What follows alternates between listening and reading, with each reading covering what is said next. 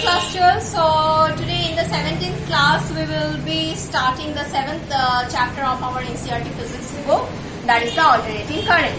So as you are familiar with this term alternating current from your very childhood classes and also in our last class, that is in the 6th class, we have while discussing about the electromagnetic induction, we at the last we came to know about this generation, the procedure or the phenomenon behind the generation of this alternating current through the generators. And over there you have seen also the graph for you. Once again I have drawn the graph. So here you can see that I have taken the alternating current as a function of sine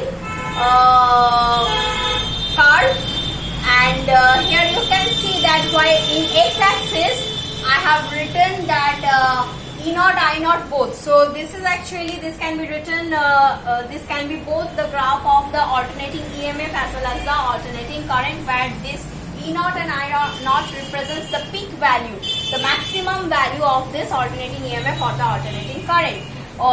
This as because it is alternating current, by the definition we all know that the current which changes its direction periodically. That means after a certain period of time, if the direction of the current changes, then that type of current is known as alternating current. So we will get the peaks in both sides,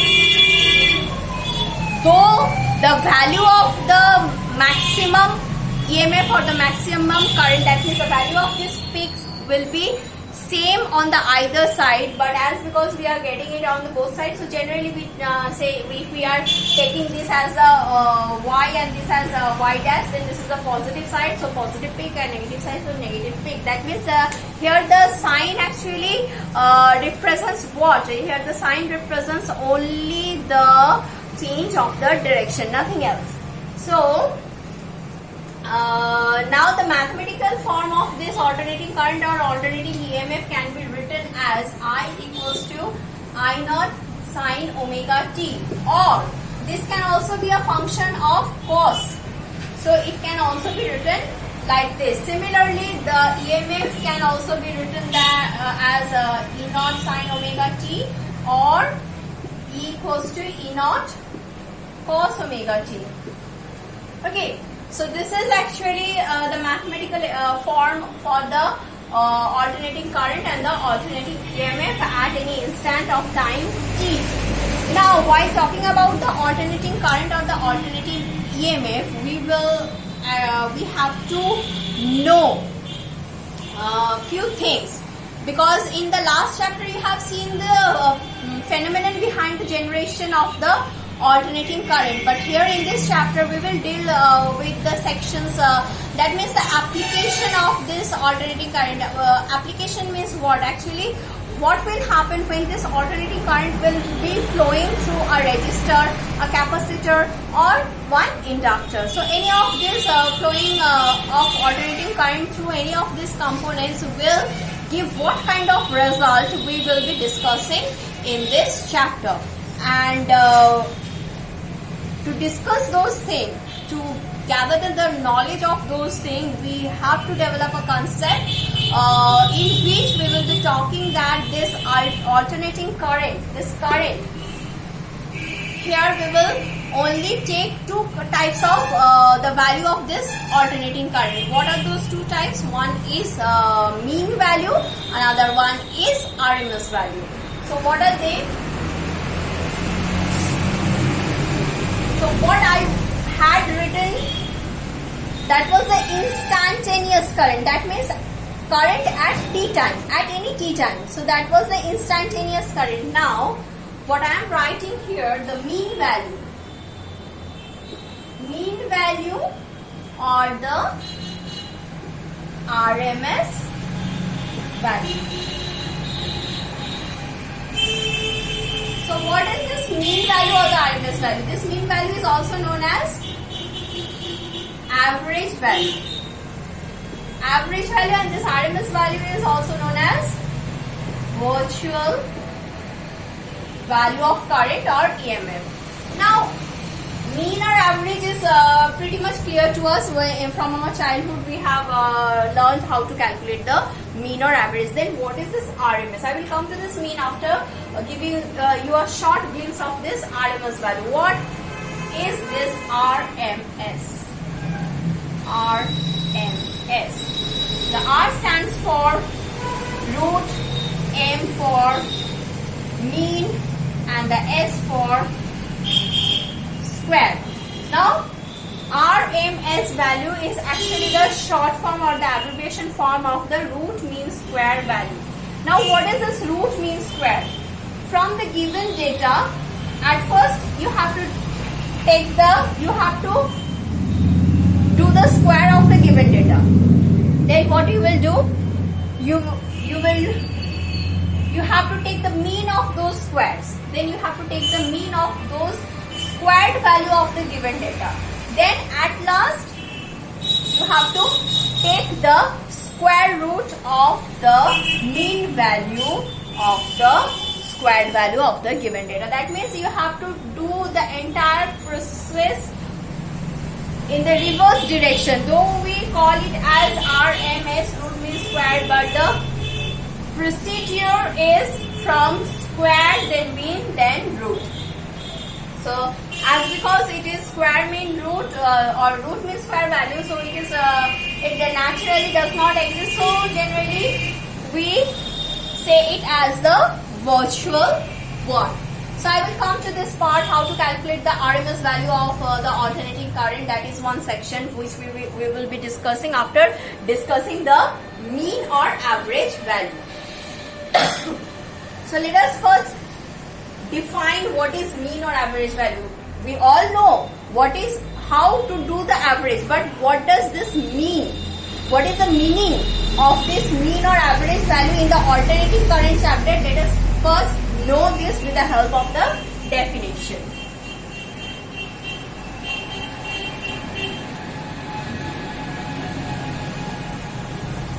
So how can we define this?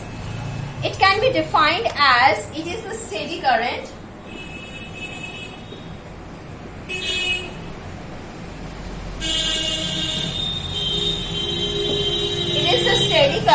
which when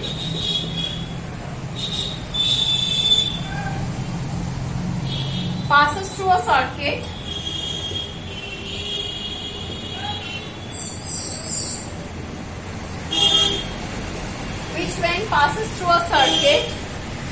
for half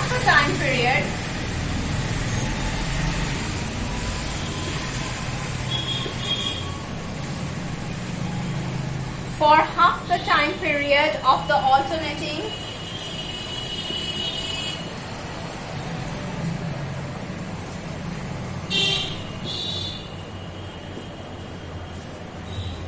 current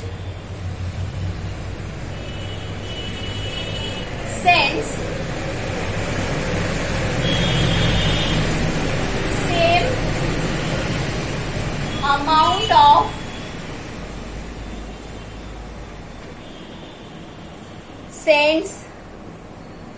same amount of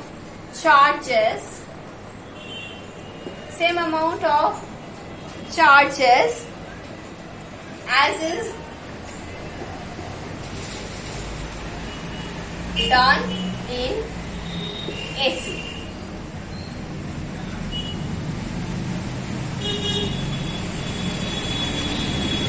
For half cycle. So what does this mean actually? It is the steady current which when passes through a circuit for half the time period of the alternating current sends same amount of charges as is done in the mean value of as is done in the AC. So what does this mean? Actually during the half cycle of AC, how much charge will be passed through the circuit? When we will take the average value of that amount of AC, so it will be the same amount of charge flown by the DC current, the steady current through the circuit for the same time. That means for the half time period of AC, how much charges are flowing through the circuit by a DC source will be same as the mean value of the AC for the half the cycle. Now let us see the mathematical calculation. For that, we will start from the definition of general current. So, what we know, how can we define the current?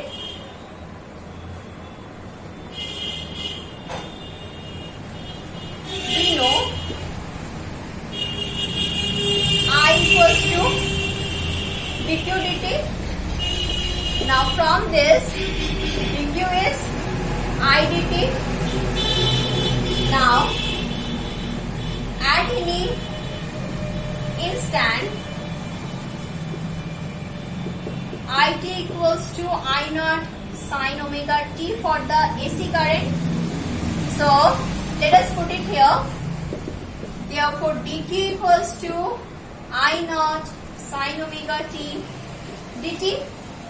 Now for half the cycle, if we will take the integration, as because this is the maximum value, so it is constant, it can come out.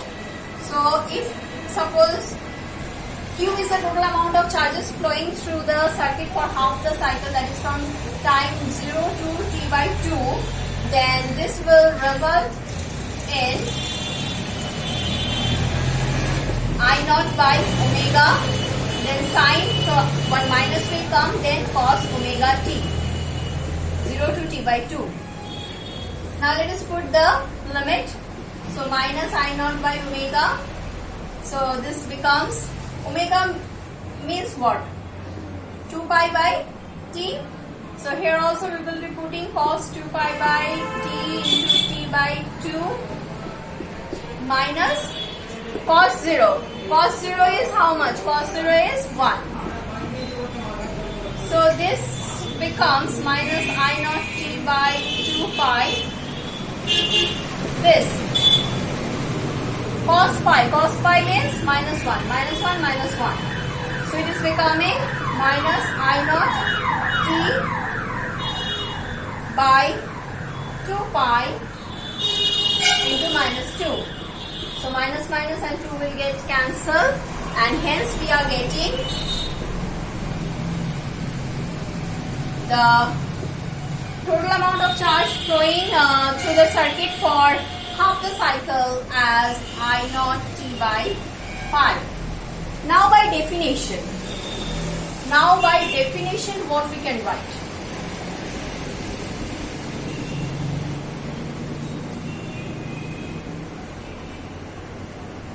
Now by definition of mean value,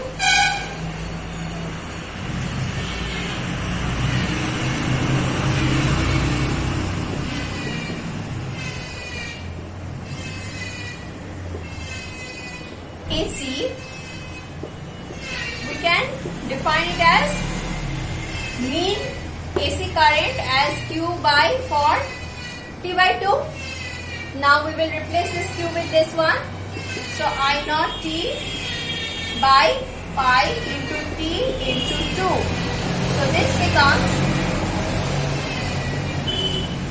the maximum current becomes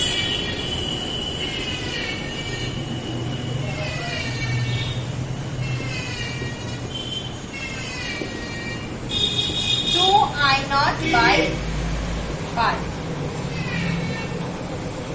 So this becomes 2 I naught by pi. Now 2 by pi, if you will do the calculation putting pi as 3.14, you will get the value 0.636.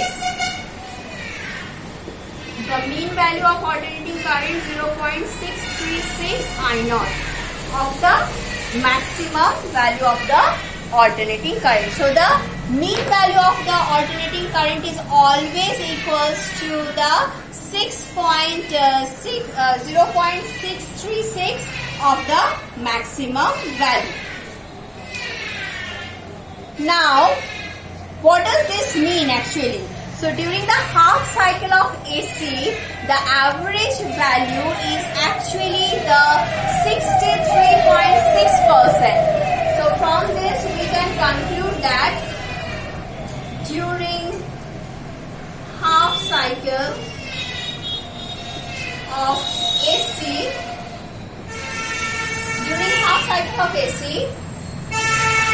IM is 63.6% of I naught. So the mean value of the alternating current is 63.6% of the maximum value of the alternating current. Now, similarly, you can also show the calculation for the average value of the EMF. I have shown you the calculation for the average value of the current. You can also do it with the help of the given function E equals to E naught sin omega t. You will also arrive to the same conclusion that EM, that is the mean value of EMF, will be equals to 0.636 of E naught. So during the next half cycle, you will get the same value but in the opposite direction. So there will be a negative sign. So for that, when you will be taking the average value for the both cycle or for one complete cycle, then it will result to the value 0. What I was telling you, that for the average value we can never take the whole cycle, because for the whole cycle the average value will become 0. So this is all about the mean value of the AC current, alternating current or alternating EMF. So in our next class, we will discuss the root mean square value of the alternating current or the alternating EMF. Till then, you just go through the chapter up to this portion and practice well. Thank you.